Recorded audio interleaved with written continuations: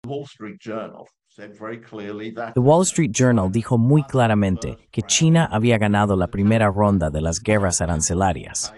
Así que Apple pagará un precio. Esto supondría cierta pérdida de empleos en las exportaciones chinas, especialmente hacia Estados Unidos. Pero China tiene mucho margen de maniobra interno. La tasa de crecimiento de la economía estadounidense desde 2007 está muy por debajo de su promedio histórico, y por eso Estados Unidos empezó a volverse en contra de la globalización. Trump es la expresión más dramática de esto, especialmente con sus anuncios de este año. Pero no es un proceso que haya comenzado ahí, porque está teniendo que reducir riesgos desde el punto de vista de lo que está ocurriendo con Estados Unidos. Pero no está cambiando su sistema fundamental.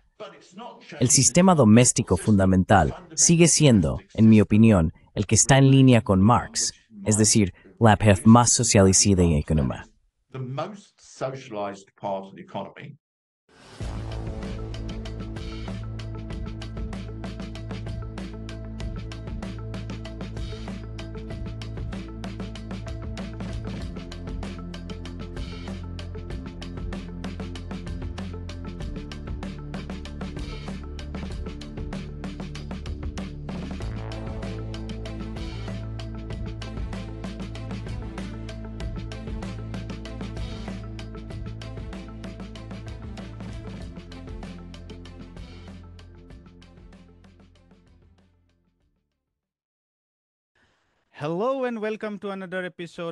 Hola y bienvenidos a otro episodio de India y la izquierda global. Si eres nuevo en nuestro programa, por favor pulsa el botón de suscribirte. También puedes considerar hacerte miembro de YouTube, apoyar en Patreon o donar pequeñas cantidades usando el enlace que aparece en la caja de descripción. Pero lo mínimo que puedes hacer es dar like, compartir y comentar. Además, échale un vistazo a nuestro Substack, donde ofrecemos análisis en formato largo. Sin más preámbulos, déjame dar la bienvenida a nuestro invitado de hoy, John Ross. John es un columnista galardonado cuyo trabajo se centra en China. Es autor del Gran Juego de Ajedrez. Su estudio de 1992 predijo correctamente el auge económico de China frente a los fracasos de las reformas de terapia de choque en Europa del Este. Con casi 1 millón de seguidores en Weibo y más de 200 artículos importantes publicados, John es una voz relevante sobre China. John, bienvenida a la izquierda global. John, welcome to India and Global Left. Me alegra estar aquí. I've been waiting to have this conversation on China. He estado esperando tener esta conversación sobre China, pero quizá deberíamos empezar escuchando tus opiniones sobre el embargo arancelario. Se puso en marcha con 3 grandes objetivos. Traer de vuelta las industrias a Estados Unidos, algo que ahora incluso gestores de fondos de cobertura, como Ken Griffin, dicen que no es muy razonable. En segundo lugar, compensar los recortes de impuestos mediante los ingresos de los aranceles. Y en tercer lugar, ¿qué creo que es el más importante? Contener a China. Me interesa ver cómo ves tú de esta guerra económica. I'm curious how you are looking at this whole economic warfare. Bueno, hay 2 aspectos en esto. Uno es que se trata de un intento de Estados Unidos de imponer un sistema comercial completamente nuevo al mundo. Quiero decir, no es solo una cuestión de China, está dirigido contra China, pero para lograrlo se introducirá un sistema comercial en el que Estados Unidos tendrá poder arbitrario y unilateral. Hasta ahora, desde la Segunda Guerra Mundial, ha habido toda una serie de oleadas de globalización, pero estas se llevaron a cabo mediante acuerdos multilaterales. Originalmente, el Acuerdo General sobre Aranceles Aduaneros y Comercio, que fue redactado por Estados Unidos, y luego la creación de la Organización Mundial del Comercio. Ahora bien, esto dista mucho de ser perfecto, tiene todo tipo de problemas, pero aún así, era un acuerdo negociado de forma multilateral.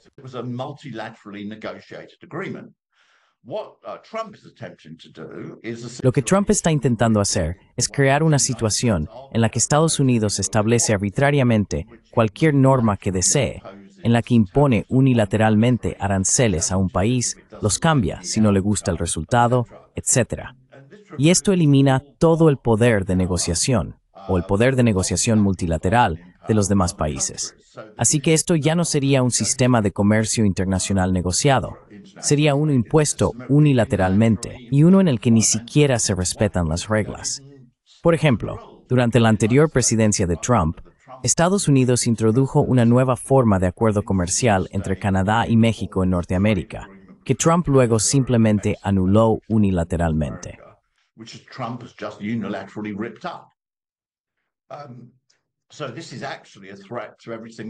Así que esto, en realidad, es una amenaza para todos los países del mundo.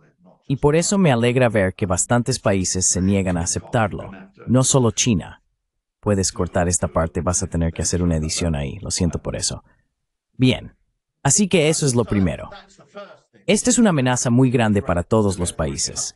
Y por eso varios países que no necesariamente tienen las mejores relaciones con China lo ven como una amenaza. La segunda cosa es que no va a funcionar.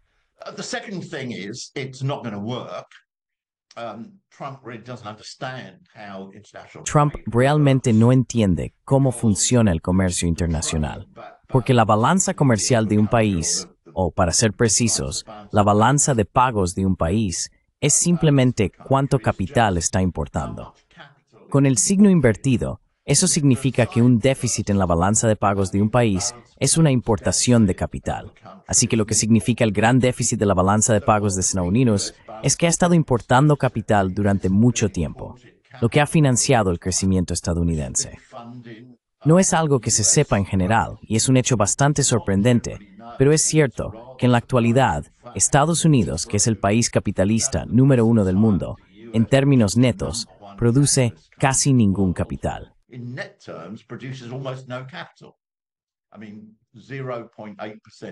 Quiero decir, el 0,8% del PIB.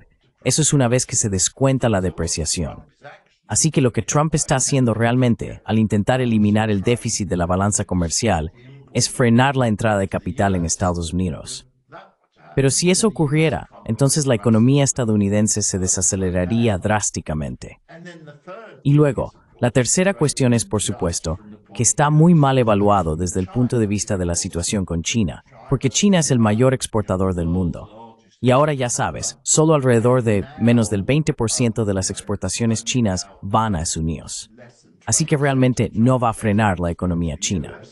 Por lo tanto, el resultado es que lo que ha sucedido es que Trump ha creado un caos en los mercados financieros estadounidenses.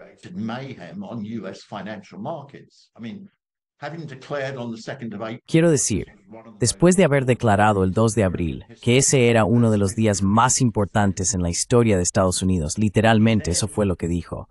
Luego abandonó los aranceles recíprocos contra todos, excepto China, unos 3 o 4 días después. Luego abandonó varios de los aranceles contra China, y la situación fue un caos. ¿Por qué? Porque existía el peligro de que los mercados financieros estadounidenses se descontrolaran. El tipo de cambio del dólar rompió el suelo en el que había estado cotizando durante los últimos 3 años. Los mercados de bonos estadounidenses subieron muy rápidamente, y Trump no tuvo otra opción más que ver un gran desplome en los mercados financieros estadounidenses o hacer una retirada táctica.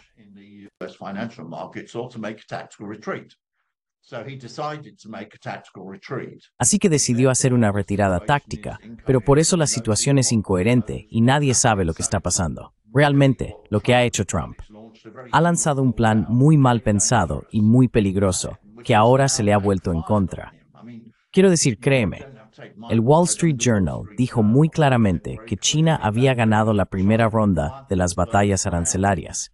Es solo la primera ronda, pero esa es la opinión general, y resulta ser correcta.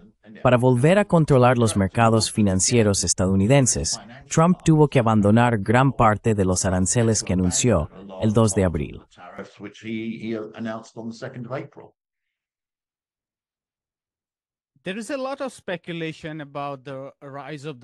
Hay mucha especulación sobre el aumento de los rendimientos en el mercado de bonos.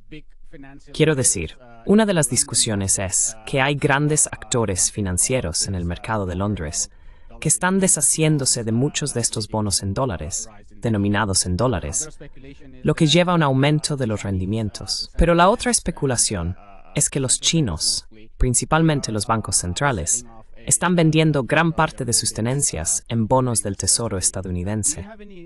¿Tienes alguna idea de lo que está ocurriendo en Pekín respecto a esto? ¿Están utilizando su influencia financiera o exportando capital desde China para combatir esto o defenderse de este ataque contra ellos?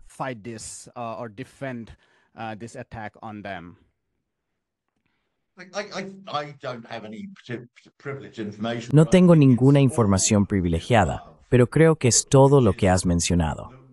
Lo que estamos viendo es una fuerte reducción en el precio de los activos estadounidenses. Quiero decir, el dólar ha bajado.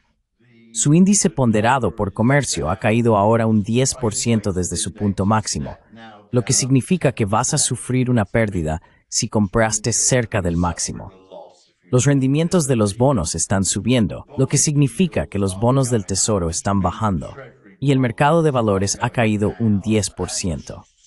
En un momento dado, el ajuste llegó a su peor punto con un menos 19% respecto a su máximo. Ahora ha subido un poco después de la retirada táctica de Trump, así que está un 10% por debajo.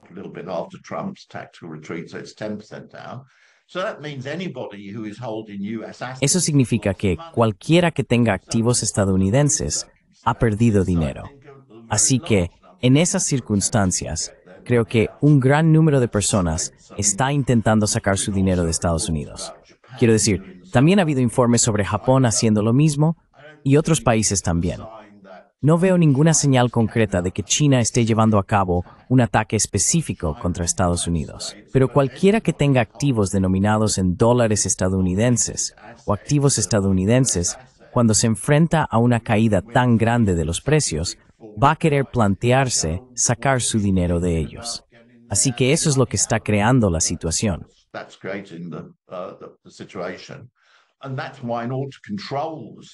Y por eso, para controlar la situación, Trump ha tenido que hacer una retirada parcial.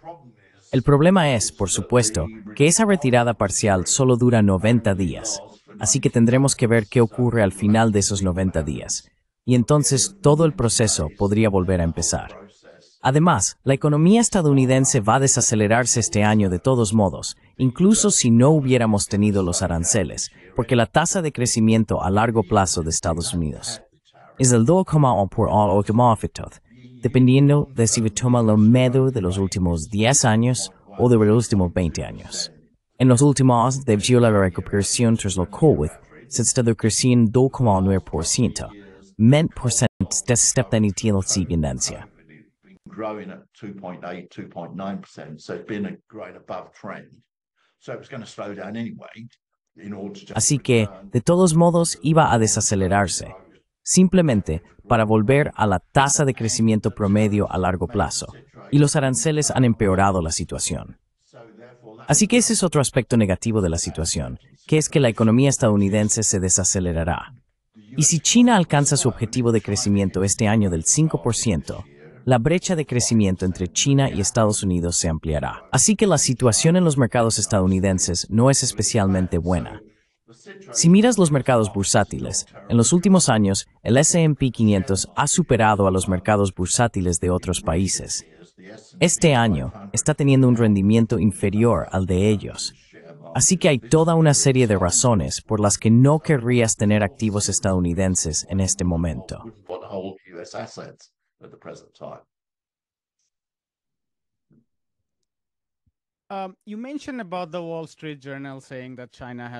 Mencionaste que el Wall Street Journal dijo que China ha ganado la primera ronda de la batalla.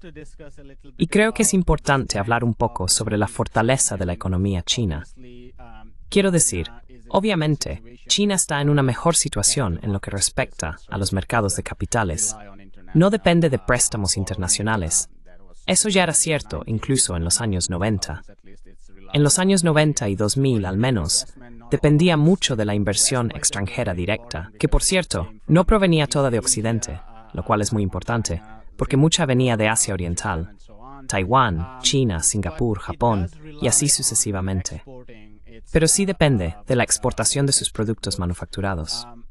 ¿Puedes hablar sobre la resiliencia e incluso las vulnerabilidades de la economía china en caso de que este embargo prolongado continúe? a prolonged embargo. Bueno, como puedes ver, hay varias cosas. Intentemos dividir las exportaciones comerciales de China en varias categorías. En el caso de Estados Unidos, la última vez que consulté los datos era alrededor del 16%. Eso es molesto, no es bueno. Para China significaría cierta pérdida de empleos en sus exportaciones, especialmente hacia Estados Unidos. Pero China tiene mucho margen de maniobra interno para afrontar eso. Puede subvencionar directamente a las empresas, puede compensar sus pérdidas, puede ayudarlas a recuperar la diferencia en los mercados de exportación. Así que no es lo ideal, pero no va a causar ningún problema desastroso para la economía china. Bien, lo siguiente es la cuestión de, llamémoslos los países del norte global, que no son Estados Unidos. Europa es el mayor, pero hay algunos otros como Japón, etc. Bueno, realmente no quieren seguir la línea de Tsmuz, porque entonces estarían en una situación en la que estarían sujetos a normas arbitrarias.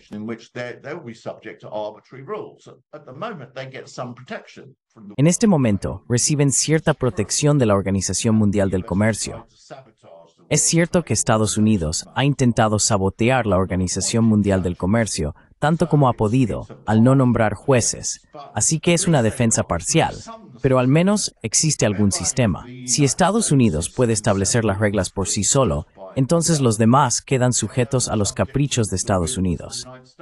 En el caso de Trump, ya sabes, quizá decida imponer un arancel una mañana y al día siguiente, con otro ánimo, eliminarlo.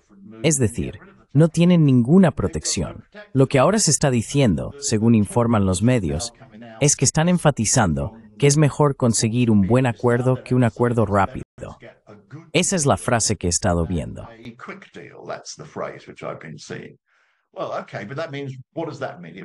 Bueno, vale, pero ¿qué significa eso? Realmente significa que no quieren... Ya sabes, Trump es una persona muy sensible. Probablemente piensan que van a tener que halagarle un poco el ego, pero realmente no quieren entrar en esa situación con las reglas arbitrarias controladas por Estados Unidos. Luego tienes lo que podrías llamar el norte global, que está alineado por razones políticas, y el sur global, con lo que me refiero a países que no son países avanzados o que, sin embargo, no tienen muy buenas relaciones con Estados Unidos o dependen mucho de China. El más grande de esos es Rusia, por supuesto, que definitivamente no tiene en este momento buenas relaciones con Estados Unidos.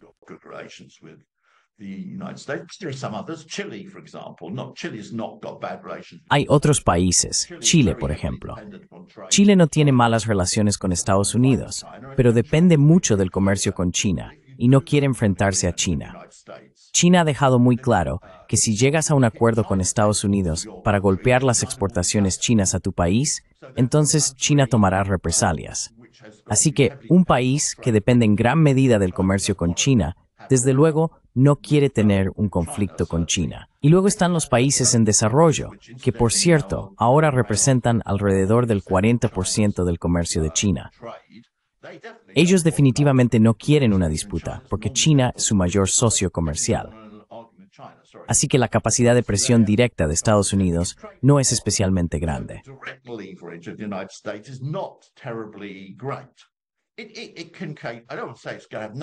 No quiero decir que no vaya a tener ningún impacto en China, pero simplemente no es lo suficientemente grande como para tener un impacto significativo en el país.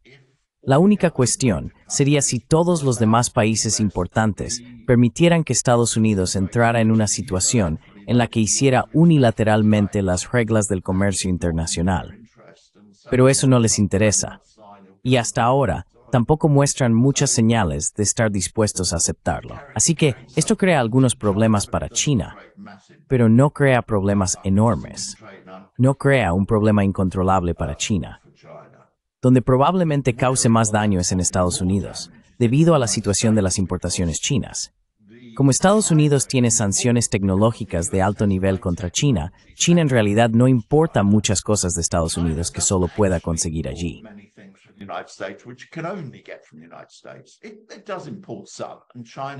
Importa algo, y China ha flexibilizado y por lo tanto reducido sus aranceles sobre algunas importaciones esenciales de Estados Unidos.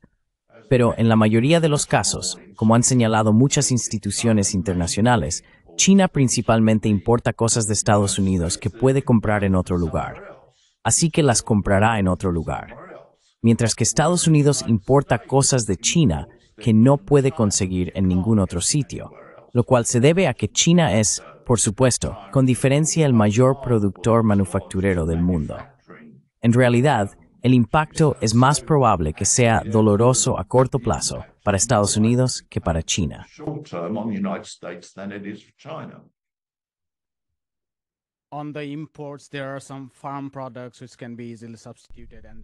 En cuanto a las importaciones, hay algunos productos agrícolas que pueden ser fácilmente sustituidos. Luego, en el ámbito industrial, están los llamados semiconductores de alta tecnología, que ahora se están debatiendo mucho. Hoy, Bloomberg publicó un extenso informe sobre cómo Huawei, que inicialmente fue vetada y resultó gravemente perjudicada, pero que a lo largo de los años expandió enormemente su mercado interno con su nuevo sistema operativo e integrándose con coches domésticos y móviles. Recientemente, firmó una asociación con BMW. Podría darse el caso de que, así como Huawei creció debido a las limitaciones que se le impusieron, lo mismo ocurra con otras empresas que dependen de importaciones críticas, como los semiconductores.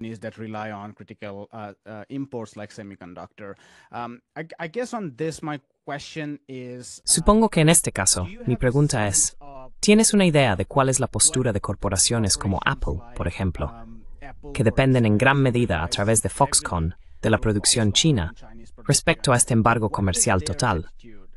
Por supuesto, estamos viendo declaraciones de que ahora tienen planes para trasladar o cambiar la producción completamente a la India para 2026. Sin embargo, llevan tiempo hablando de esto. ¿Cuál es su actitud? ¿Qué opinas de estos sectores de la clase empresarial estadounidense?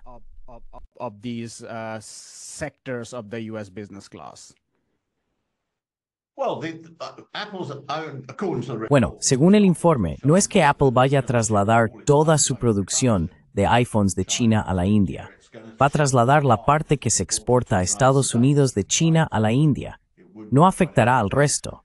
Sí, tendrán que dividirlo, porque el problema es que la India, que es el único lugar donde se podría hacer esto a gran escala, o países como Vietnam, simplemente no son tan eficientes como centros de fabricación en comparación con China. Eso significa que Apple tendrá que pagar un precio más alto por sus productos y tendrá un sistema menos fiable, porque China tiene una infraestructura muy superior a la de la India o Vietnam y cuenta con una mano de obra mucho más cualificada.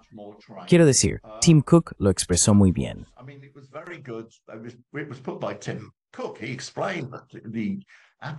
Él explicó que Apple ya no produce fundamentalmente en China por los bajos salarios.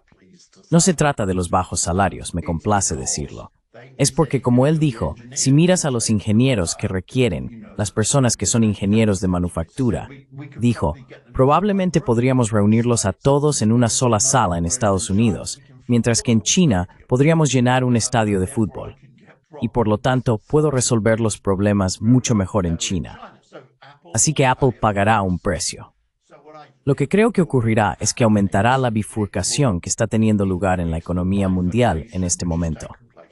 Es decir, lo que se observa es que si miras el proceso de globalización, el mundo no se está desglobalizando. Si miras los niveles de comercio como porcentaje del PIB mundial, la mayoría del PIB mundial ahora se comercia.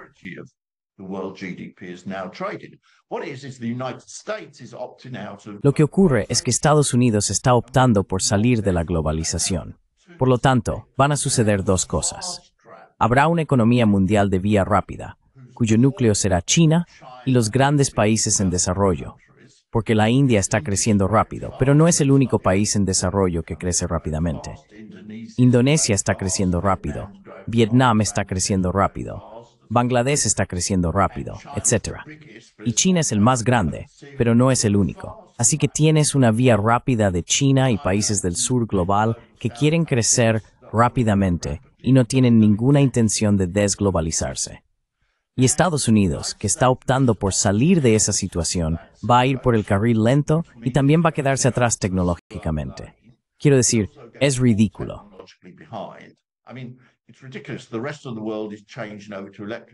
El resto del mundo está cambiando a vehículos eléctricos, y Estados Unidos realmente está renunciando a producir vehículos eléctricos para volver a los devoradores de gasolina.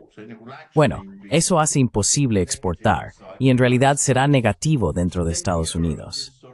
Y luego Europa está un poco atrapada en un lío, porque económicamente sería mucho mejor alinearse con los países del sur global y tener políticas más sensatas. Pero se ha subordinado políticamente a Estados Unidos. Esto ha creado enormes problemas en Europa. Quiero decir, la situación en Europa es muy mala. ¿Qué tiene? Es una economía potente, pero Alemania básicamente no está creciendo. La previsión para este año es un crecimiento del 0%. ¿Por qué? Porque su suministro de energía barata desde Rusia ha sido cortado debido a la expansión de la OTAN y la creación de la guerra en Ucrania.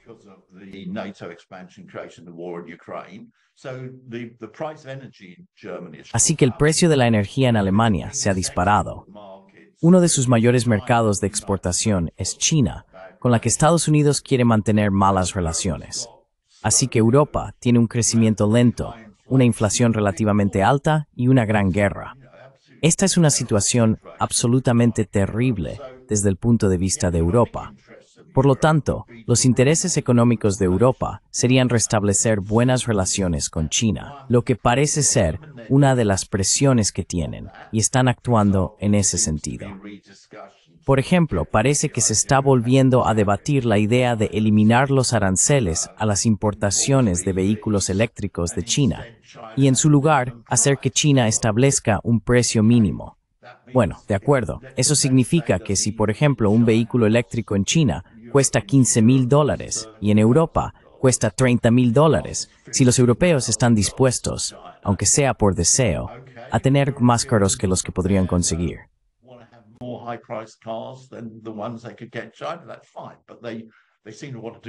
Está bien, pero parece que prefieren hacer eso en lugar de optar por la vía de los aranceles, y las cosas se están volviendo más razonables.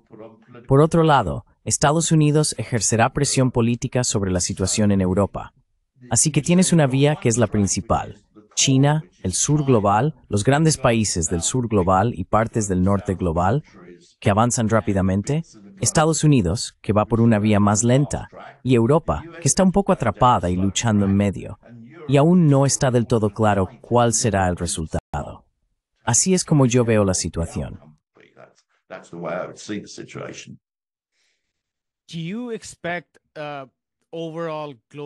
¿Espera que el comercio global en general se desacelere? Por supuesto, no se va a contraer. Pero si Estados Unidos continúa su embargo a China, y si estas negociaciones con el resto del sur global no salen bien, se ralentizaría. Y si es así, entonces mi pregunta es, ahora existe la idea de que China debería pasar lentamente de una economía basada en el superávit de exportaciones a aumentar su consumo interno. Y eso implica una reestructuración fundamental del sector financiero también, dado que el crédito bancario va a las empresas estatales y mucho menos a los hogares. Así que se está hablando de esas cuestiones. ¿Cree que es un debate saludable o piensa que China debería continuar con la estrategia de crecimiento liderado por las exportaciones, porque hay mucho margen a nivel global y también en términos de costes de producción en las provincias occidentales?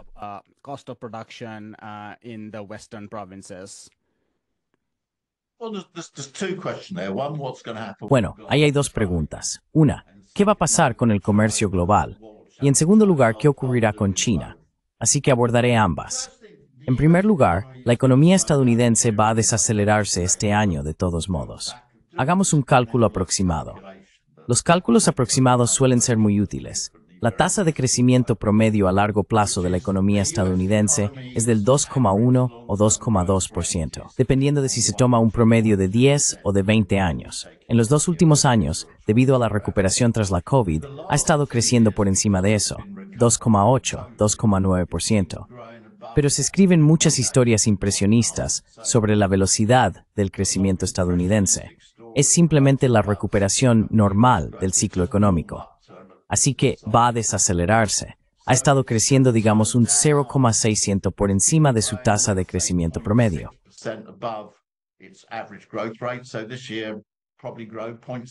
Así que este año probablemente crecerá un 0,6% por debajo de su tasa de crecimiento promedio para equilibrar las cosas. Eso llevaría la tasa de crecimiento a aproximadamente un 1,6%. Curiosamente, la última previsión del FMI es del 1,8%, pero yo la habría situado en el 1,6%, no basándome en el FMI, sino en esos factores. Los aranceles pueden empeorar ligeramente la situación. En Estados Unidos hay un debate sobre si habrá o no recesión. Puede que sí, puede que no. No es lo más importante, pero la economía se desacelerará este año, y eso tendrá efectos negativos en el comercio mundial, lo que afectará a todos los países, incluida China. Así que la economía mundial, por tanto, se ralentizará este año, y en particular la de Estados Unidos. Veremos si se trata de una recesión o no.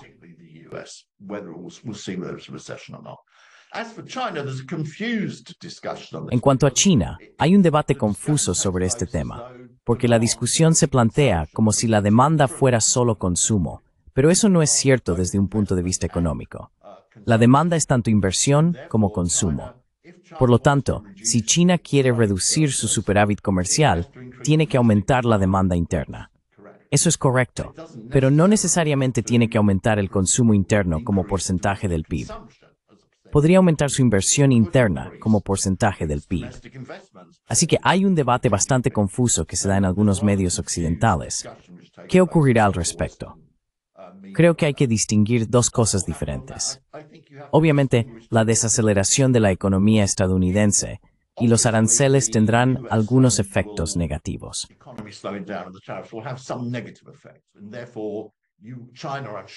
Y por lo tanto, estoy seguro de que China tomará algunas medidas de estímulo durante este año.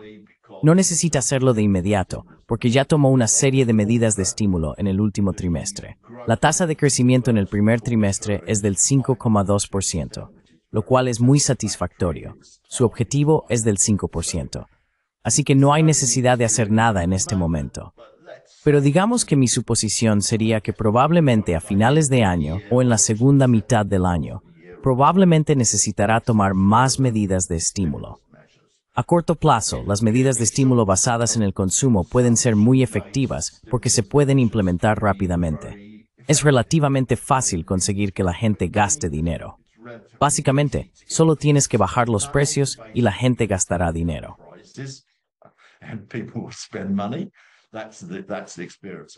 Esa es la experiencia de eso. Pero la cuestión estratégica a largo plazo para China es que ha establecido un objetivo de crecimiento muy definido. Ese objetivo es duplicar su PIB per cápita entre 2020 y 2035. Si eso ocurre, por supuesto, superará con creces a Estados Unidos, porque eso significa un crecimiento del 100% en un periodo en el que la economía estadounidense probablemente un 40%. Eso implica que China debe alcanzar un crecimiento anual del 4,7% entre 2020 y 2035. Hasta ahora va un poco por delante del objetivo. Está creciendo alrededor del 5% anual. Para lograrlo, necesita aproximadamente el nivel de inversión que tiene actualmente en la economía. Está invirtiendo un poco más del 40% del PIB. Tiene que invertir un 8% del PIB para crecer un 1%, lo cual es muy eficiente, por cierto, según los estándares internacionales.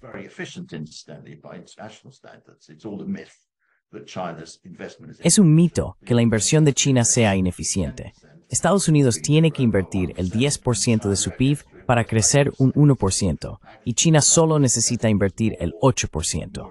Así que, en realidad, la inversión de China es más eficiente que la de Estados Unidos. Pero precisamente porque es muy eficiente, no se va a poder aumentar mucho más esa eficiencia. Por lo tanto, para alcanzar su objetivo de crecimiento del 5%, China tiene que invertir alrededor del 40% de su PIB, un poco más del 40%. Y no creo que vaya a reducir esa cifra. Quiere alcanzar el objetivo de crecimiento del 5%. Así que es posible que haya algún estímulo al consumo a corto plazo, pero no va a transformarse fundamentalmente en una economía liderada por el consumo al estilo occidental. ¿Por qué debería hacerlo? Si tuviera la misma estructura económica que Occidente, entonces crecería al 2% anual, no me el 5% anual.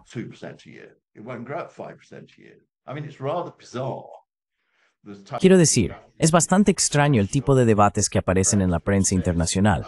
que dicen, oh mirad, la economía de China no se parece a la economía occidental, lo cual, por supuesto, es cierto. Basta con observar la estructura económica de China durante 5 minutos para darse cuenta de que no es como la de una economía occidental. ¿Por qué? Porque la economía china está creciendo mucho más rápido. Crece a un 5% anual, mientras que Estados Unidos crece a un 2% anual y Europa a un 1% anual. Pero en ese caso, el problema no es China, el problema es Occidente.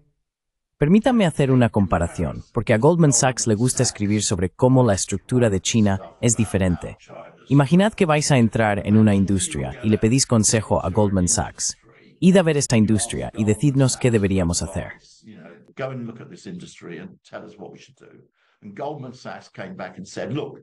Y si Goldman Sachs volviera y dijera, miren, lo que hemos descubierto es que una empresa aquí está creciendo mucho más rápido que las demás.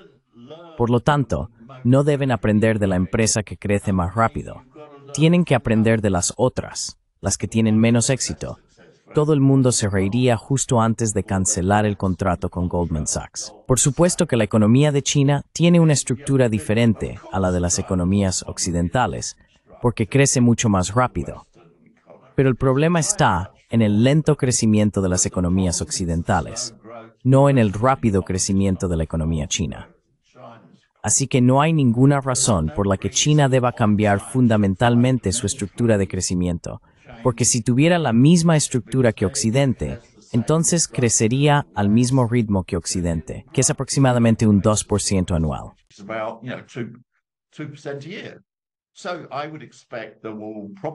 Así que esperaría que probablemente haya algún estímulo de crecimiento a corto plazo, que probablemente incluya el consumo, porque se obtiene un retorno rápido de eso.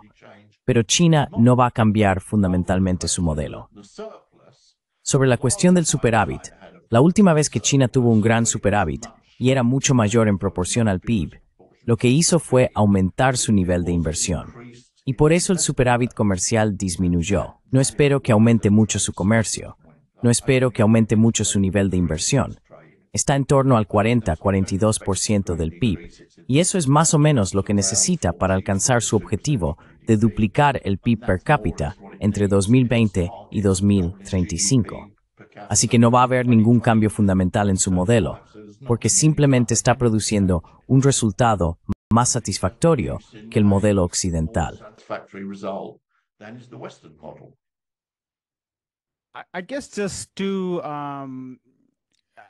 Supongo que, solo para hacer un seguimiento sobre el punto de la inversión que mencionaste, la inversión, según tengo entendido, proviene principalmente de las empresas, que ahorran mucho. Es una economía de alto ahorro, basada en el ahorro empresarial, y ellas invierten mucho. Luego están las empresas estatales, que utilizan los bancos para canalizar el crédito, y también invierten mucho. Por supuesto, dices que no hay necesidad de aumentar la inversión en gran medida porque ya es alta, en torno al 40-42%. Pero mi pregunta es, antes dijiste que si fuera necesario, si hubiera una desaceleración global, entonces China podría aumentar su inversión interna. ¿Eso vendría principalmente a través de estímulos? ¿O crees que las empresas también aumentarían su inversión? Porque no creo que eso ocurra. ¿Tú sí?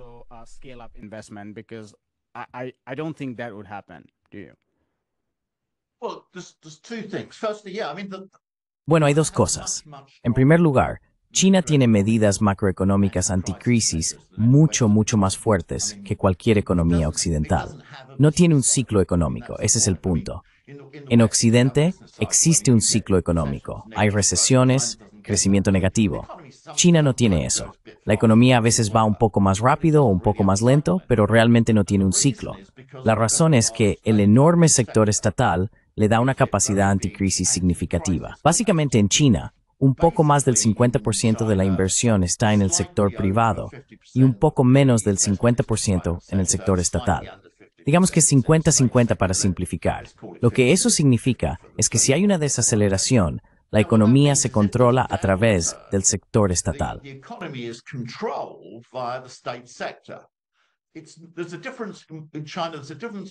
Hay una diferencia en China. La diferencia entre China y el antiguo modelo soviético es que el modelo soviético era lo que yo llamaría una economía administrada.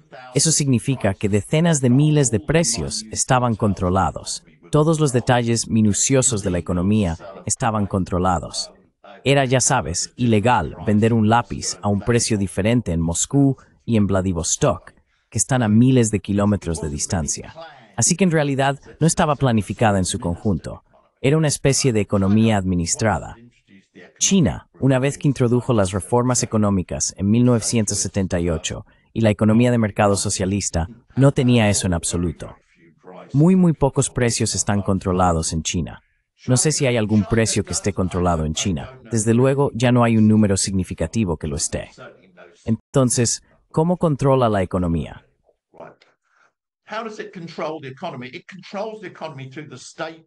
Controla la economía a través de la inversión estatal, la inversión del sector público. Es decir, si la economía crece demasiado despacio, puede aumentar la inversión del sector estatal y la economía crecerá más rápidamente. Eso es lo que hizo cuando se enfrentó a la crisis financiera internacional. Ante la crisis financiera internacional, incrementó la inversión estatal y, por lo tanto, no se desaceleró. Si la economía está sobrecalentada, que es lo que ocurrió, por ejemplo, en 2007, entonces reduce el nivel de inversión estatal para enfriar la economía. Ahora bien, realmente no hay una distinción entre lo que hacen las empresas estatales y lo que hacen los bancos estatales y lo que es el sistema en su conjunto. Quiero decir, pongamos un gran ejemplo, la respuesta a la crisis financiera internacional.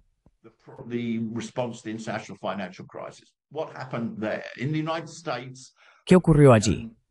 En Estados Unidos, al presenciar la gran desaceleración durante la crisis financiera internacional, el presidente dice, ¿podrían invertir más, por favor? Y básicamente la respuesta que llega de las empresas del sector privado es no, educadamente. Exacto. Eso no es lo que ocurre en China. Lo que sucede en China es que el gobierno decide que va a aumentar la inversión. A los bancos se les asignan cuotas. Quiero decir, no es voluntario. Eso fue lo que se les dio en 2008. Se les asignan cuotas para sus préstamos. Salid y buscad a quien prestarle dinero. Y por lo tanto, la economía se acelera. Ahora bien, ese es un ejemplo muy grande. No creo que vayamos a ver una crisis de esa magnitud, pero sí podemos ver lo que ocurrió, por ejemplo, en el último trimestre del año pasado.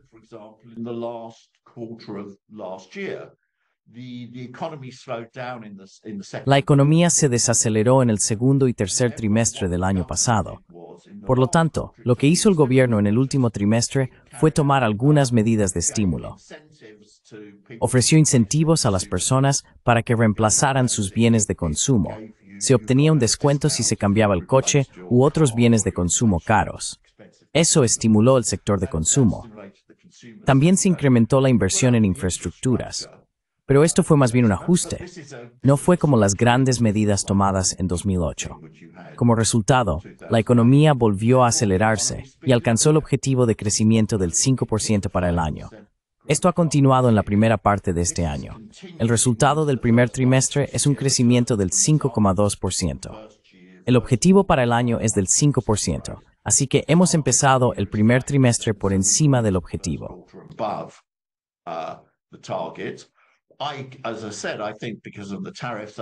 Como he dicho, creo que debido a los aranceles, supongo que en el segundo o tercer trimestre la economía se ralentizará por el efecto negativo de los aranceles, y entonces el gobierno intervendrá con nuevas medidas de estímulo. No es necesario hacerlo en este momento, porque la economía en realidad está creciendo por encima de su tasa objetivo. Pero la cuestión es que todo su conjunto de medidas de estímulo, debido a que tiene bancos estatales y un gran sector público, es mucho más potente que el de cualquier economía occidental.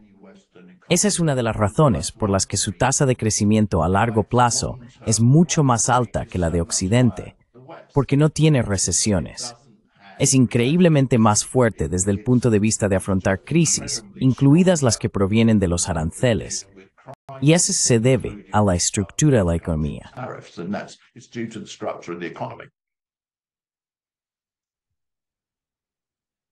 I think I'll Creo que voy a dar un paso atrás aquí y hacerte algunas preguntas, digamos, en el lenguaje de los economistas. Preguntas a largo plazo. Más o menos nos hemos centrado en las cuestiones a corto plazo. Y creo que eres la mejor persona a la que puedo preguntar.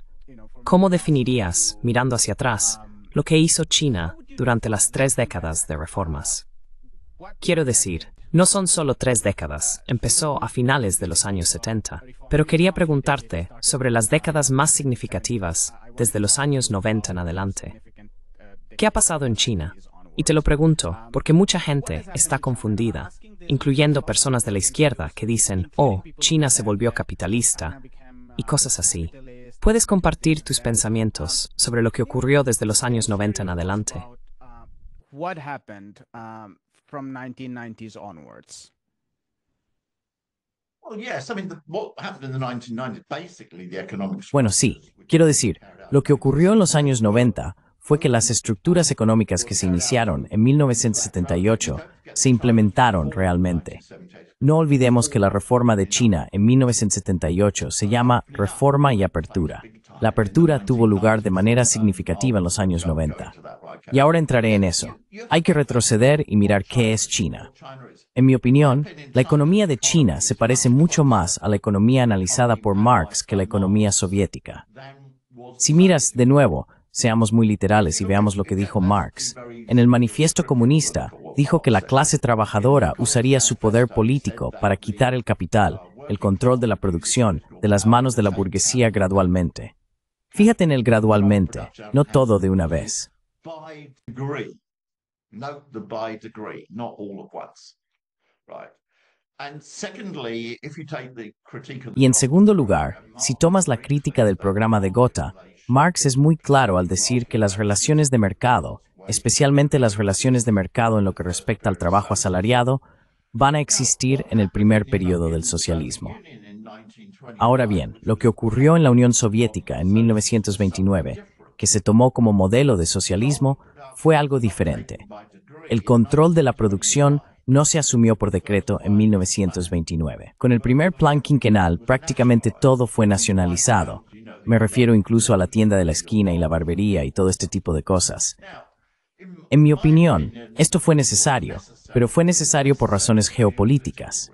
No fue necesario por razones económicas. Fue porque la Unión Soviética creía correctamente que iba a ser atacada militarmente.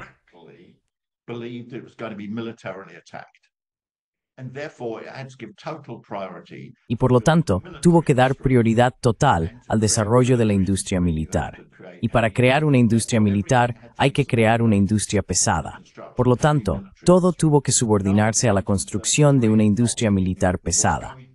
Y después de 1933, no solo sabía que iba a ser atacada. Con la llegada de Hitler al poder, sabía por quién iba a ser atacada. Y esta política fue exitosa. ¿Cómo sabemos que fue exitosa? Ganó la guerra. Era una economía de guerra, y ganó la guerra. Por lo tanto, podemos decir que eso fue un éxito. Pero esto introdujo distorsiones económicas, porque para canalizar recursos hacia la industria pesada, era necesario tener un control total de los precios. Había que colectivizar completamente la agricultura. Había que nacionalizar más o menos todo. Y eso no era tomar el control de la producción gradualmente. Pero fue correcto. Estoy de acuerdo con ello.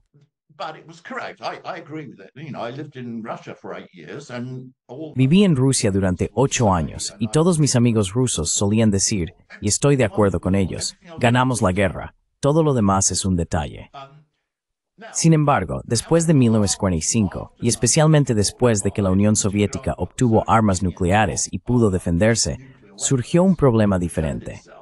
En ese caso, no se trataba de un periodo de 10 años antes de un ataque militar. Se trataba de cómo participar en una competencia económica con Occidente que duraría décadas y desarrollar una economía. Y entonces, las debilidades que se produjeron en la economía soviética debido a la extrema nacionalización de todo y la administración de todo, etcétera, etcétera, se convirtieron en debilidades estratégicas.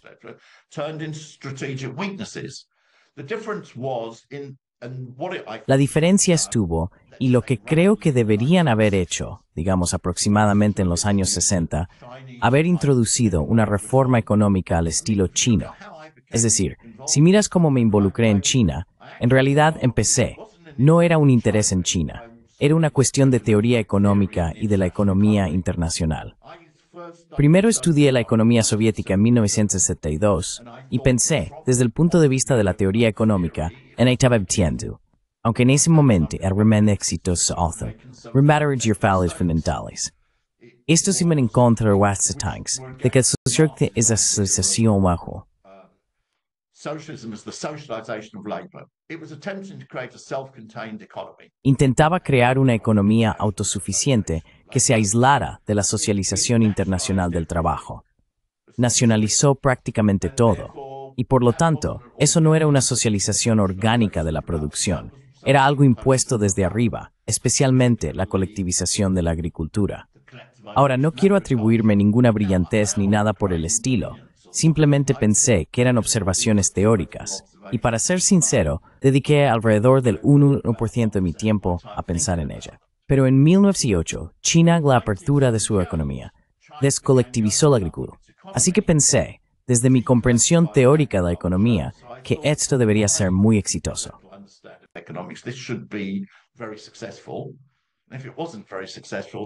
Y si no hubiera tenido mucho éxito, entonces mi comprensión de la teoría económica era incorrecta, así que tendría que cambiar mis ideas.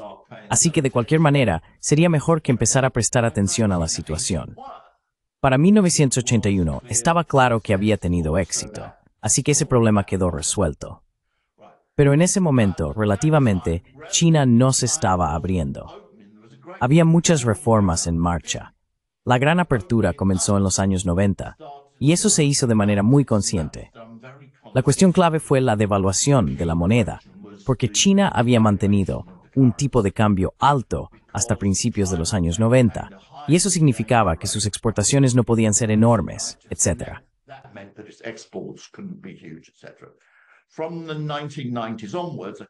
Desde la década de 1990 en adelante, se produjo una devaluación consciente de la moneda y comenzó el enorme auge exportador de China. Es decir, la apertura no se quedó solo en un eslogan. La apertura se convirtió en una auténtica política económica. Y eso realmente se mantuvo hasta 2007, y creo que fue lo correcto. En ese momento, la economía mundial se estaba globalizando.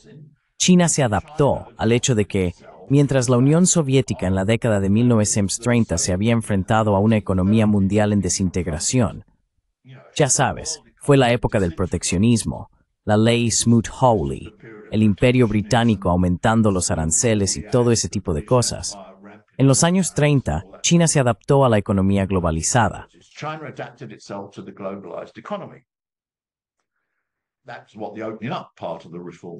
Eso es lo que significaba la parte de apertura de la reforma.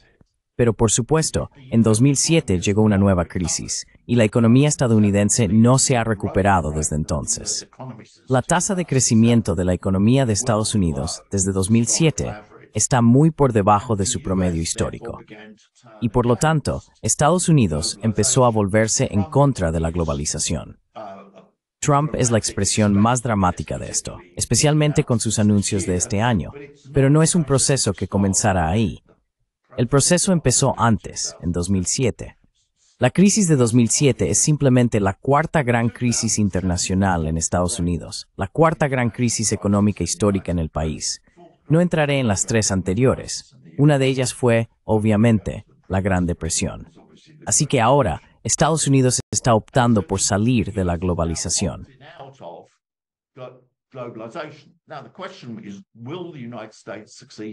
Ahora la pregunta es, ¿lograrán los Estados Unidos desintegrar el sistema comercial mundial? Eso nos lleva de nuevo a algo que discutimos antes, que es, ¿reemplazará a Estados Unidos algún tipo de sistema comercial internacional multilateral por uno controlado unilateralmente por Estados Unidos? En esas condiciones, China tiene que dar más importancia a lo que llama seguridad. China está trayendo sus cadenas de suministro de vuelta al país. China está decidiendo conscientemente que la prioridad se le da a la economía interna. No se está aislando. Le gustaría que la globalización continuara. Eso sería mejor para todos. Sería mejor para China. Pero tiene que prepararse para el riesgo de que Estados Unidos pueda lograr desintegrar el sistema globalizado mundial. the world globalized system. And therefore China is now carrying out Y por lo tanto, China está llevando a cabo ahora. No se trata de un cierre. Técnicamente, significa que el porcentaje del comercio en la economía china está disminuyendo. Esto se debe a dos razones. Una es que China es una economía mucho más grande de lo que era en los años 90, y las economías muy grandes tienen un porcentaje menor de comercio exterior en su economía. Así que el porcentaje de comercio en la economía china está cayendo. Primero, porque simplemente se ha hecho mucho más grande.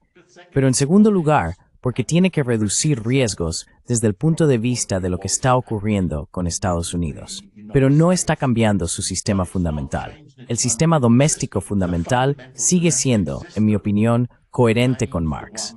Es decir, la parte más socializada de la economía, es decir, las empresas muy grandes, son propiedad del Estado.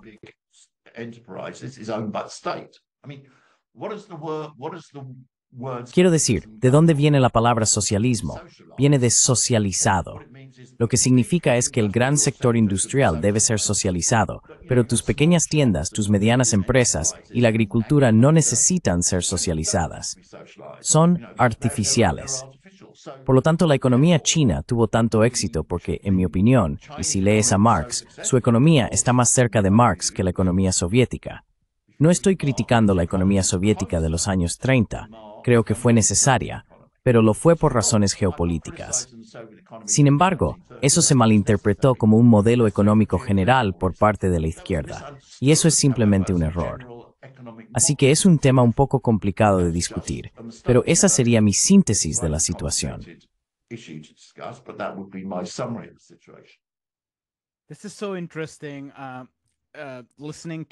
Esto es muy interesante. Escuchar tu evaluación de la Unión Soviética, y no estoy en desacuerdo en absoluto. Yo pensaba constantemente en la China maoísta porque existía ese autoaislamiento, no estaba abierta a la economía internacional. Luego estaba la amenaza constante del militarismo en su contra, lo que implicaba todas las mismas cosas: aumento de la producción industrial, un gran sector impulsado por la necesidad de desarrollar rápidamente su ejército, y no solo la socialización o nacionalización de las principales instituciones, sino una eliminación completa de los mercados, y luego la colectivización. Así que sospecho que tu evaluación de China, por supuesto, hay diferencias. Quiero decir, la Unión Soviética tenía mucho menos excedente de mano de obra. China, por supuesto, tenía una reserva mucho mayor de mano de obra excedente. Así que creo que, en una escala comparativa, debemos tener en cuenta esos factores. Pero mi pregunta es, ¿tendrías una evaluación muy similar de China entre 1978? My question is, would you have very similar assessment of China from 1949 to 1978? Sí, creo que hay dos. La forma en que yo lo vería, la forma en que lo expresaría, es la siguiente. China, durante el periodo de Mao, creó un milagro social. Quiero decir, soy muy cuidadoso. Cuando escribí mi primer libro, que se publicó en chino, había estudiado principalmente China desde 1978. Y quise volver atrás y mirar con una mente muy abierta el periodo de 1949 a 1978. Y al hacerlo, no estuve del todo de acuerdo con las valoraciones de algunas personas en China. Ellos daban gran importancia al hecho de que el periodo de Mao supuso el establecimiento de las bases de la industria en China. Y eso es cierto. Quiero decir, en 1949 China no podía producir camiones pesados, China no podía producir bienes de inversión, etc. En 1949 China era casi el país más pobre del mundo.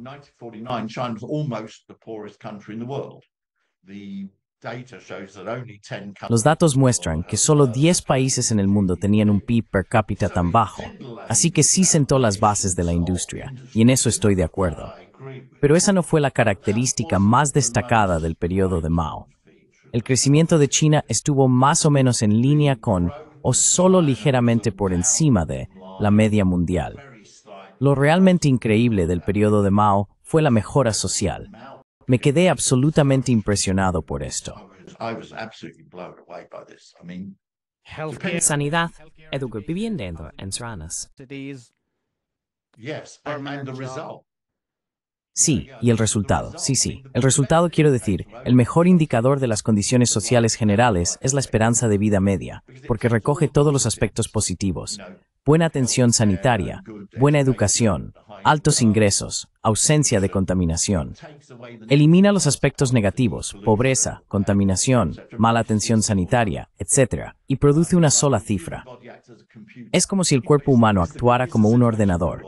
La situación es buena o mala, y te lo dice a través de su vida.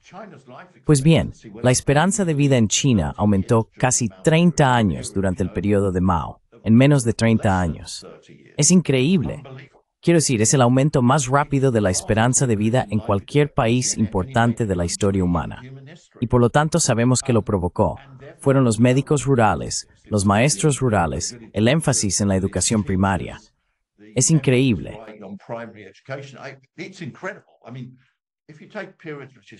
Quiero decir, si tomas periodos que históricamente se conocen por una rápida mejora de las condiciones sociales, está el Reino Unido en la segunda mitad del siglo XIX, después de superar los efectos negativos de la Revolución Industrial, Japón tras la Segunda Guerra Mundial, pero China supera a cualquiera de estos.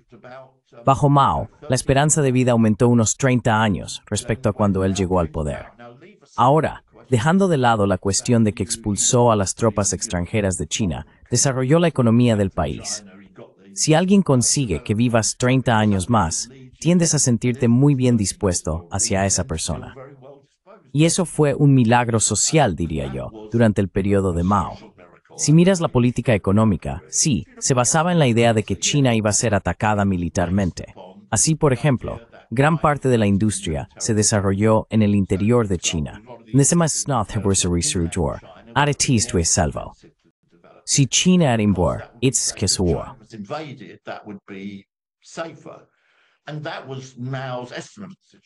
Y esa era la valoración de la situación por parte de Mao.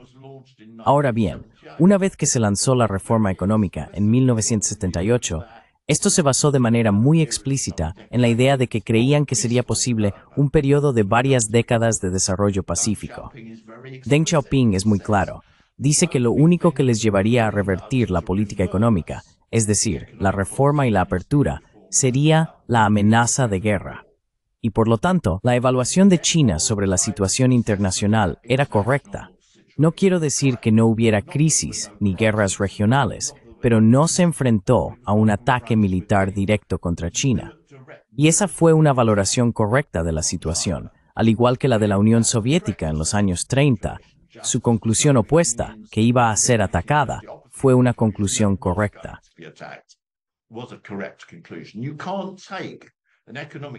No se puede tomar una decisión económica independientemente de lo que se consideren las condiciones geopolíticas, porque eso lleva a prioridades diferentes.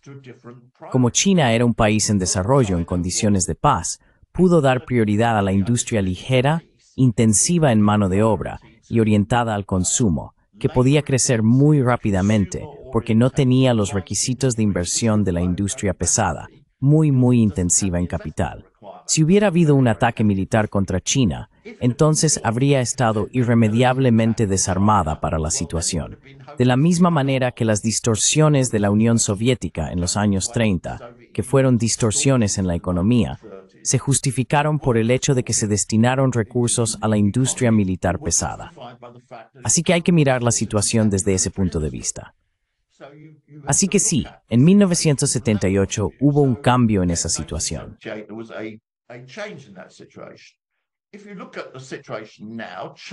Si observas la situación actual, el énfasis de China sigue siendo, usando términos chinos, que la tendencia principal es la paz. No se está orientando sobre la base de que vaya a haber una gran guerra entre ella y Estados Unidos. Pero sí tiene que dar más importancia a la cuestión de la seguridad. Así que está destinando más recursos, por ejemplo, a su propia idea en el campo de los semiconductores. Es decir, sabe que va a ser atacada en ese aspecto. Estados Unidos la está atacando en su alta tecnología. Por eso China tiene que invertir recursos significativos en ese ámbito. Pero debe tomar más precauciones en unas condiciones en las que considera que la tendencia principal sigue siendo la paz. Eso es todo. Así que hay diferentes evaluaciones de la situación internacional en el periodo de Mao y en el periodo posterior a 1978, y por lo tanto, diferentes prioridades económicas asociadas a ello. And therefore different economic priorities which went with that.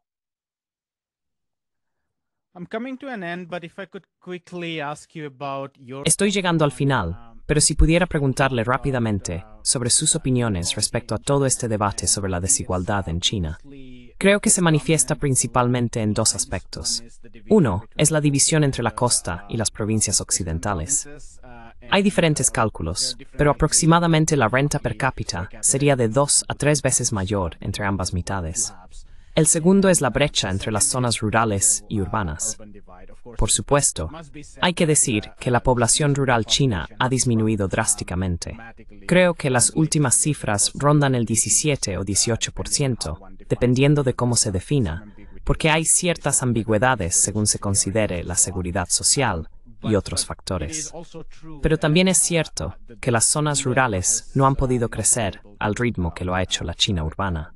¿Cuáles son sus opiniones sobre las preocupaciones en torno a la desigualdad en China? What are your thoughts about concerns around inequality in China? Well, there are two things. One is I don't think it was possible for Bueno, China hay to dos grow cosas. in an Una es que no creo que fuera posible que China creciera de una manera completamente igualitaria. Quiero decir, porque los recursos de inversión necesarios para industrializar y desarrollar un país del tamaño de China hacen imposible hacerlo todo al mismo tiempo. Los recursos de inversión requeridos serían inmensamente grandes. Es una de las razones por las que China desarrolló las zonas económicas especiales, por ejemplo. No se puede poner infraestructura moderna. China no podría desarrollar infraestructura moderna en todo el país a la vez. Es simplemente demasiado caro. Pero lo que sí se podía hacer era, en ciertas áreas geográficas, instalar infraestructuras de primer nivel. Y eso es lo que eran las zonas económicas especiales.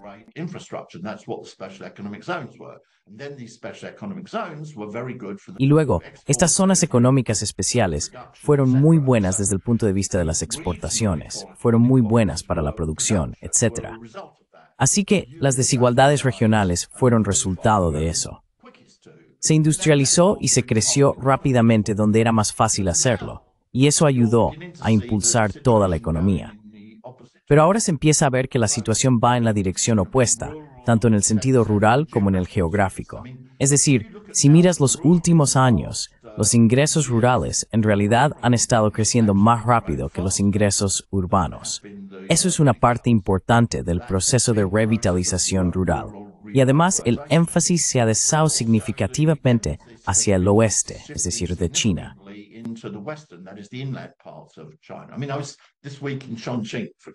Quiero decir, esta semana estuve en Chongqing, por ejemplo, que es una ciudad grande. Grande, para quienes no saben dónde está, es una gran ciudad del interior, muy bien conectada con el mar por el río Yangtze. Pero el mar sigue estando a miles de kilómetros, ¿verdad? Bien, se está utilizando como un gran centro para el desarrollo de la manufactura. Es decir, Chongqing es probablemente el mayor productor mundial de portátiles. Probablemente es el mayor productor de automóviles del mundo. Y es una ciudad del interior, y tiene la tasa de crecimiento más rápida de China en este momento. Y de nuevo, Chongqing se ha tomado como un modelo especial.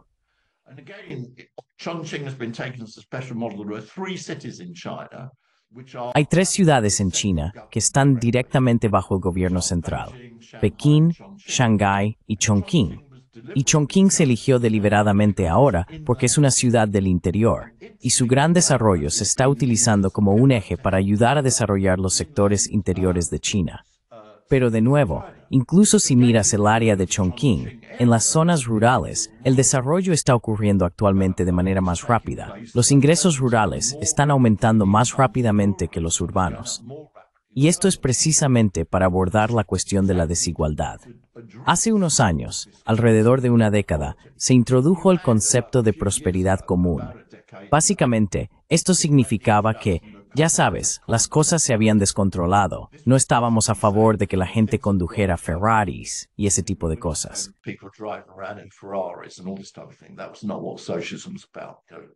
Eso no era de lo que trataba el socialismo. La desigualdad se había vuelto un poco excesiva. Esa es la verdad. Y por eso surgió el concepto de prosperidad común, que significa que todos debían mejorar y que había que reducir la desigualdad.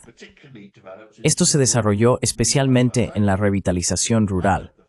Una de las cosas que está muy clara es el papel del PCTH en todo esto, porque este proceso está siendo dirigido directamente por el Partido Comunista de China.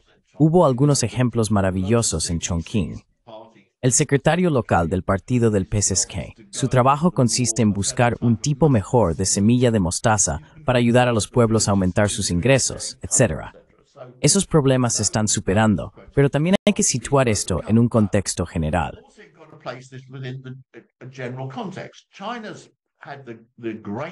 China ha logrado la mayor mejora en la reducción de la pobreza de cualquier país del mundo. Más de 850 millones de personas han salido de la pobreza según los estándares del Banco Mundial. Eso solo se pudo lograr gracias a un rápido crecimiento económico. Luego, eliminaron la pobreza de los últimos 50 millones mediante programas muy específicos. En algunos casos, tuvieron que trasladar pueblos enteros porque resultaba demasiado caro llevar infraestructuras a lugares muy remotos, así que reubicaron aldeas y cosas por el estilo. Ahora, la situación en China, especialmente en lo que respecta a las zonas regionales, se centra mucho en desarrollar el país de una manera mucho más equitativa. Esa es una política muy consciente del gobierno y, como lo indica el hecho de que los ingresos rurales crecen más rápido que los urbanos, está teniendo éxito exponencial.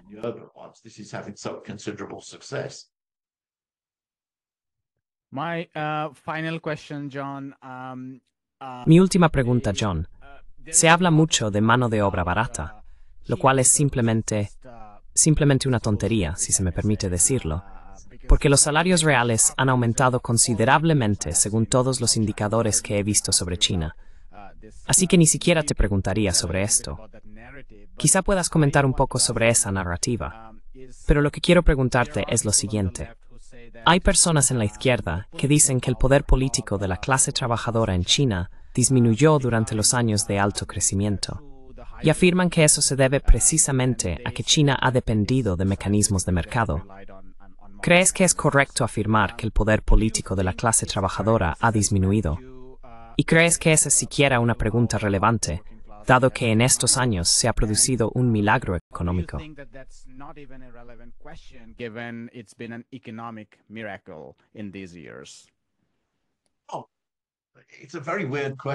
Oh, es una pregunta muy extraña, porque quiero decir, la historia sobre los ingresos es completamente lo contrario de la verdad. China tiene, con diferencia, el crecimiento más rápido de los salarios reales en el mundo.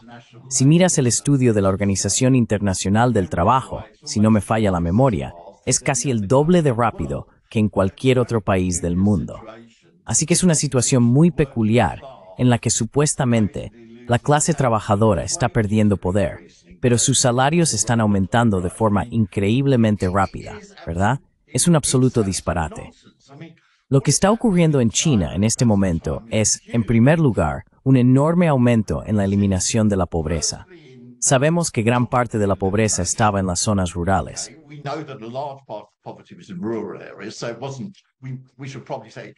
Así que no fue, probablemente deberíamos decir, que es una mejora en la situación tanto de los trabajadores como de los campesinos, porque muchos campesinos se han beneficiado de esta situación.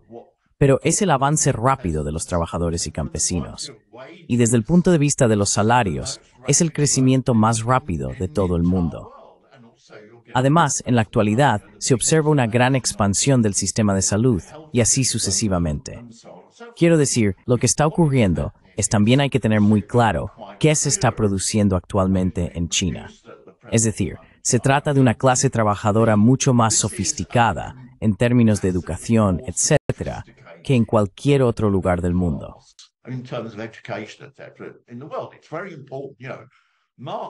Es muy importante. Sabes, Marx no definió a los trabajadores como aquellas personas que se ensucian las manos. Quiero decir, muchas personas que se ensucian las manos son trabajadores, pero se trata de personas que venden su fuerza de trabajo. Y por supuesto, ahora tienes grandes sectores de personas que en China son considerados héroes nacionales. ¿Qué pasa con la gente de Huawei que logró la increíble recuperación de Huawei. Los estadounidenses intentaron destruir el negocio de teléfonos móviles de Huawei. Ahora se ha recogido el cesto de los chips estadounidenses en 3 o 4 años. ¿Quién hizo eso? Fueron los trabajadores quienes lo hicieron. Además, su sistema operativo, el sistema operativo Harmony, está desafiando a Winnie Mac.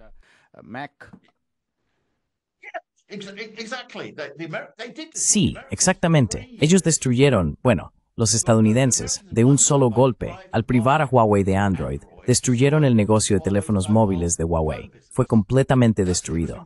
Tardaron 3 años en reconstruirlo. ¿Quién hizo eso? Fueron los trabajadores quienes lo hicieron. Tomemos otro ejemplo, DeepSeek. Quiero decir, DeepSeek, ya sabes, es la IA que ha tenido un efecto devastador. Es decir, hizo que Nvidia perdiera $1 billón en capitalización bursátil en 3 días. Y ha sacudido todo el sistema de IA, porque Estados Unidos creía que iba a mantener un liderazgo absoluto e indiscutido en el campo de la IA. Y en cambio, China ha ido algo tan bueno como ChatGPT, pero que solo cuesta el 10% del precio.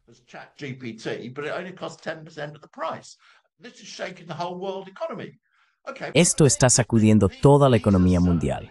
Bien, ¿quiénes son estos? Sin duda son trabajadores altamente cualificados, pero por eso mismo son trabajadores. No son capitalistas, no son multimillonarios, son las personas que producen esto.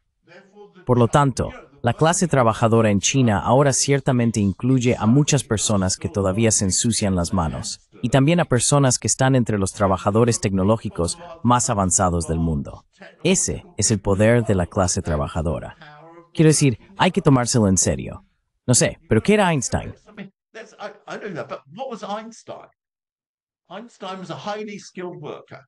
Einstein era un trabajador altamente cualificado. Esa era su verdadera definición social.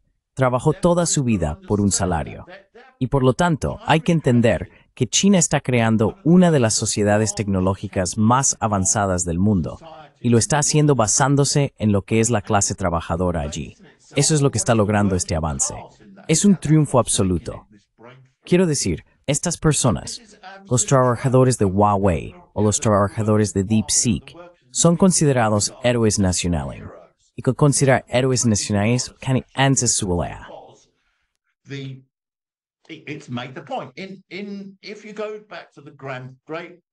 Si retrocedes a la época de los bisabuelos o tatarabuelos, lo que la recuperación nacional de China requería en ese momento era que salieras a luchar contra los japoneses. Salías al campo, cogías tu rifle y te arriesgabas seriamente a que te mataran. Esa situación, quiero decir, decenas de millones de personas murieron, era lo que tu país te pedía que hicieras en aquel entonces. Ahora lo que se te pide es que vayas y consigas un doctorado en ingeniería o matemáticas, que desarrolles tu tecnología, o como lo has expresado de forma aún más humorística, la gente dice que hay que impulsar el consumo. Lo que realmente necesita tu país es que te vayas de vacaciones, que te alojes en un hotel.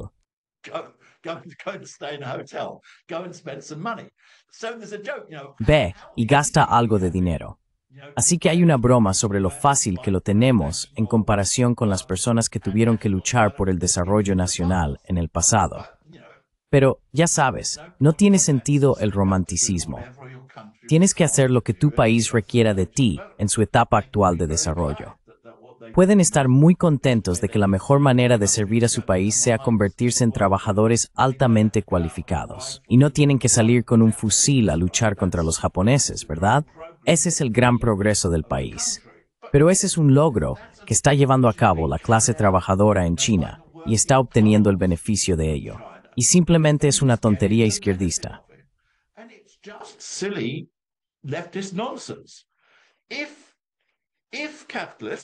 Si el capital, seamos serios, si el capitalismo fuera capaz de producir durante 40 o 50 años un aumento en el nivel de vida y los salarios, que es lo que ha logrado China, un 4 o 5% al año, entonces el capitalismo seguiría siendo un sistema progresista.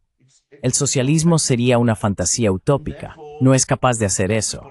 Y por lo tanto, todo el mundo debería inspirarse en el ejemplo de lo que está ocurriendo en China.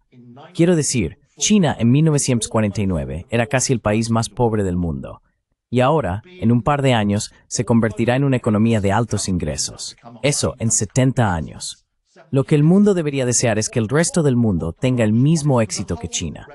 Es decir, el número de personas que viven en economías de altos ingresos es el 16% de la población mundial.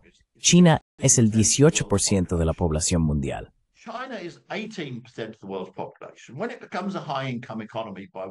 Cuando se convierta en una economía de altos ingresos según los estándares del Banco Mundial, lo que ocurrirá en un par de años, más que duplicará el número de personas que viven en economías de altos ingresos en el mundo. Eso es un logro increíble. Dios mío, qué logro para el socialismo, ¿verdad? Pero 2/3 de la población mundial aún no lo habrán conseguido. Lo que significa es el siguiente paso. China es el gran paso que se puede dar ahora. Pero luego, lo que ocurre es que el resto de los 2/3 del mundo tiene que lograr lo mismo que China. Y entonces muchos de los problemas del mundo se resolverán. Y eso es lo que la izquierda debería entender. ¿Qué paso tan increíble hacia adelante para la humanidad es? Y demuestra que el socialismo funciona. Esa es la lección que la gente debería aprender de China.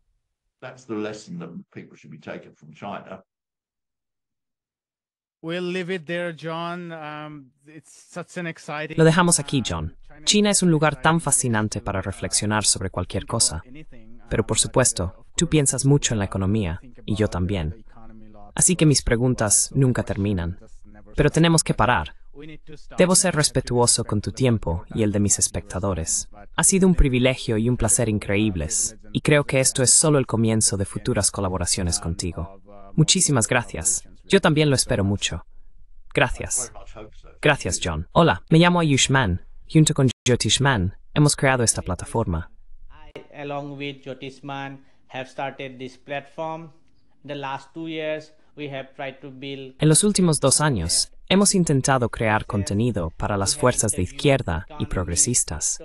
Hasta ahora, hemos entrevistado a economistas, historiadores, comentaristas políticos y activistas. Si te ha gustado nuestro contenido y quieres que construyamos un archivo para la izquierda, tengo 2 peticiones para ti.